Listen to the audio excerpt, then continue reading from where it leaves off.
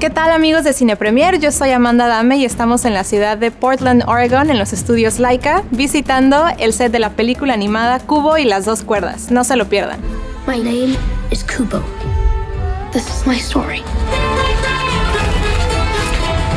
How has it been this process of building a bridge in between this older technologies with newer technologies? It has a lot to do with Laika's visions of constantly pushing the boundaries of what stop motion is capable of, the stories that they want to tell, the character designs. I look back on where we started on Coraline, and we were, using technology here and there, and then every film from ParaNorman to now where we are now, it requires that we are constantly sort of reinventing the wheel and figuring out how we can tell these amazing epic stories. Collaboration is it's a key part of the process. If we're going to make a puppet with hemp hair, we're not just going to recreate photorealistic hemp.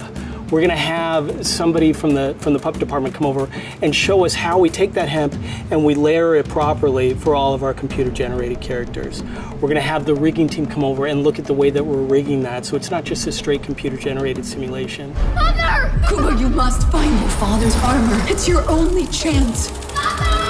It was described to us earlier as Kubo being a love letter to Japanese culture, and I think that's just spot on. But was it daunting to take all these emblematic elements of this culture and having to reinterpret them? We're certainly not, Japanese, and this is, we try to reach out to experts and people who really would be able to help us in the areas to keep it really as authentic and true as possible while we, put our own spin on things and have it make sense to us. For me, the amount of research I did was just incredible, just to find out all these different things and little idiosyncratic things like color language, line language, things that really matter and were invested in Japanese culture right from the outset.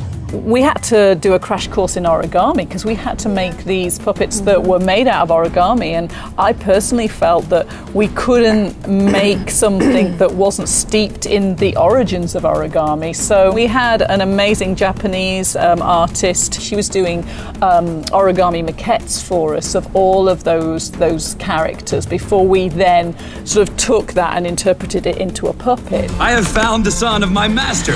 Your quest is now my quest too. We don't know anything about you.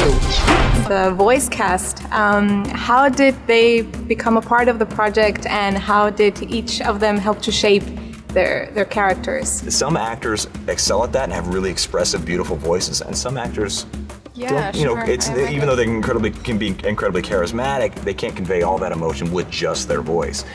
And so for us, because of the complexity of the story, the nuance and the range of the emotions that we're going for these characters to really make them feel real and fully alive, we had very high standards for the kind of actors that we would want to be involved with. Really incredible, extraordinary actors who can pull off this entire full, complex range of emotion with just their voice.